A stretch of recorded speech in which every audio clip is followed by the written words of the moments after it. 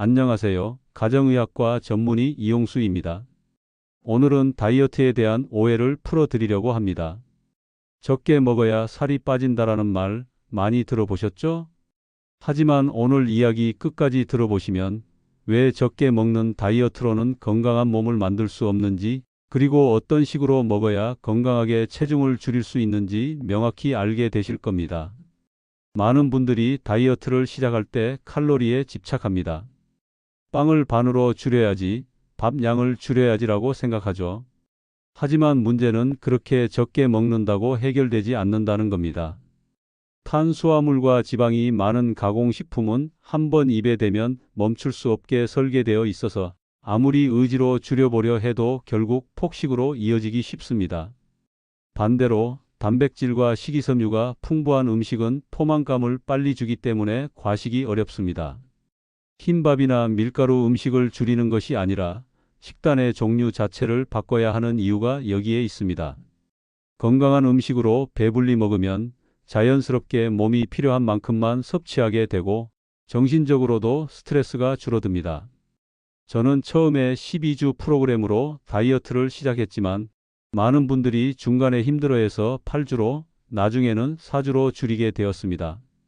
중요한 건 이 4주 동안만큼은 몸에 나쁜 음식은 철저히 끊고 도움되는 음식들을 충분히 챙겨 먹어야 한다는 점입니다. 그리고 운동 역시 막연히 하라가 아니라 일주일에 4번 이상 꾸준히 해야 치료 효과를 볼 수 있습니다. 여기서 잠깐 실제 경험담을 하나 들어볼까요? 66살 김영자 환자분의 이야기입니다. 저는 평생 다이어트 한다고 빵, 과자, 밥 다 줄여봤는데 결국 밤마다 폭식하게 되더라고요. 그런데 교수님 말씀 듣고 단백질과 채소로 배불리 먹고 가공식품을 끊어봤더니 신기하게도 스트레스가 줄고 폭식도 사라졌습니다. 처음엔 좀 낯설었는데 일주일만 지나니 몸이 달라지는 게 느껴졌어요.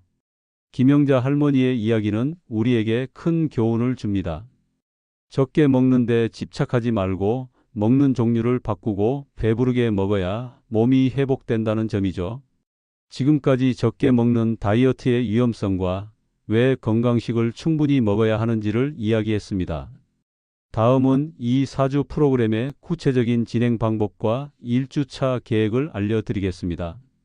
오늘 이야기 끝까지 들으시면 지방을 태우는 몸으로 바꾸는 핵심 꿀팁까지 얻어 가실 수 있습니다.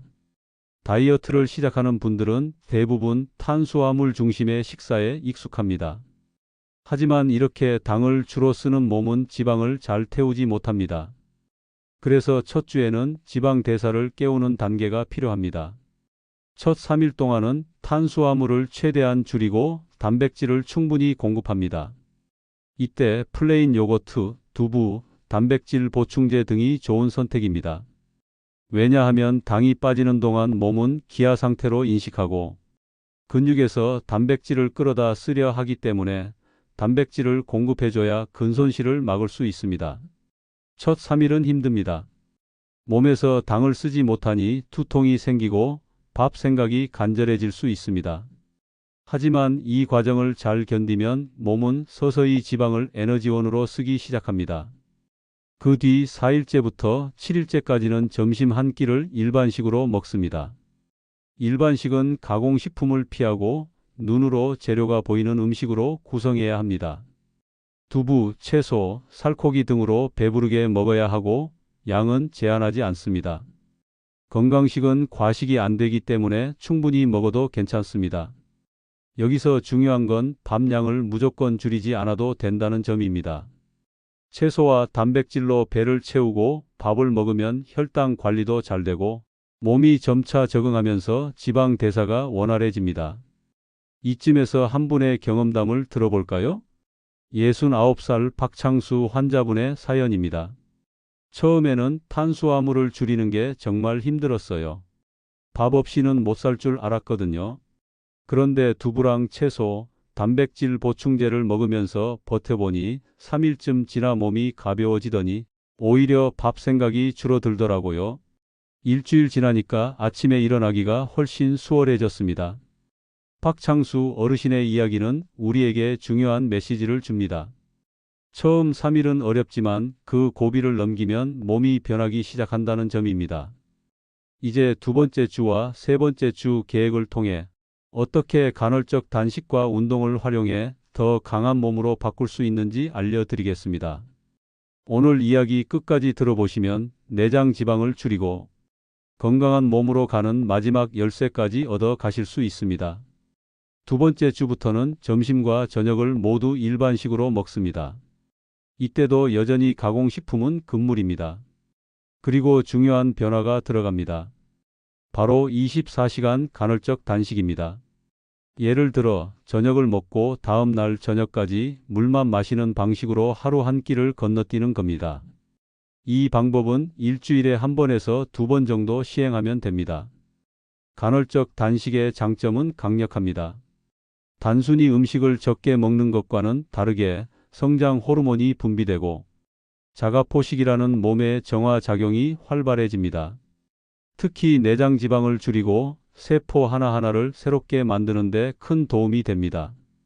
세 번째 주에는 허용 식품이 더 늘어납니다. 콩류, 견과류, 방울토마토, 고구마, 블루베리 같은 좋은 탄수화물까지 먹을 수 있게 됩니다. 이렇게 점진적으로 허용 범위를 넓히면 몸은 좋은 음식을 기쁘게 받아들이면서도 지방을 계속 잘 쓰는 몸으로 진화합니다. 여기서 운동이 빠질 수 없습니다. 일주일에 최소 4번 이상 운동을 해야 합니다. 시간이 없어서 일주일에 2번만 하겠다 하시는 분들이 있는데 그것으로는 몸을 바꾸기 어렵습니다. 4번 이상 운동을 하면서 건강한 음식을 충분히 먹어야 스트레스 없는 다이어트가 됩니다. 이쯤에서 한 분의 이야기를 들어보겠습니다. 67살 이명순입니다. 처음에는 하루 동안 물만 마시는 게 너무 힘들었어요. 하지만 딱 2번 해보니 몸이 가벼워지고 잠도 잘 오더라고요. 무엇보다 주말에 손주들이랑 산책 나갈 때 숨이 덜 찼어요. 전에는 2바퀴 돌고 힘들었는데 이제는 4바퀴도 거뜬하답니다. 이명순 할머니의 경험은 우리 모두에게 큰 용기를 줍니다. 처음엔 어렵지만 몸은 금방 적응하고 오히려 활력이 돌게 된다는 점이죠. 지금까지 간헐적 단식의 힘, 허용 식품의 확장, 그리고 운동의 중요성에 대해 이야기했습니다. 마지막으로 네 번째 주 계획과 그 이후 어떻게 유지하면 좋은지 이야기하려고 합니다. 이 마지막 이야기를 끝까지 들어주시면 다이어트 후 여유 없이 건강을 지키는 꿀팁까지 모두 얻어 가실 수 있습니다. 네 번째 주는 마무리 단계입니다. 그동안 열심히 따라온 분들은 몸이 지방을 잘 쓰는 상태로 바뀌었고 내장 지방도 눈에 띄게 줄어들었을 겁니다. 이제 이 마지막 주에는 본인의 변화 속도에 맞춰 계획을 조율합니다. 체지방이 잘 빠진 분들은 일주일에 3번 24시간 간헐적 단식을 해도 괜찮습니다. 하지만 몸이 아직 적응 중인 분들이라면 두 번째, 세 번째 주 방식으로 한 번에서 2번만 단식을 유지하는 게 좋습니다. 중요한 건 무리하지 않는 것입니다. 욕심을 내다 보면 근육이 빠질 수도 있고 오히려 체지방 감소가 멈출 수 있으니까요. 네 번째 주가 끝나면 많은 분들이 이제 어떻게 관리하지? 하고 고민하십니다. 저는 이 시기를 준비기라고 부릅니다. 다이어트는 치료 기간이고 준비기는 관리로 넘어가는 다리 역할을 합니다. 유지기의 핵심은 간단합니다. 좋은 음식을 충분히 먹고 계속 움직이는 것입니다. 매일 14시간 공복을 유지하면서 식사는 3끼 잘 챙기고 일주일에 한 번 정도만 24시간 단식을 하는 게 이상적입니다. 그리고 주말에 한 번쯤은 먹고 싶던 음식을 조금 즐겨도 괜찮습니다.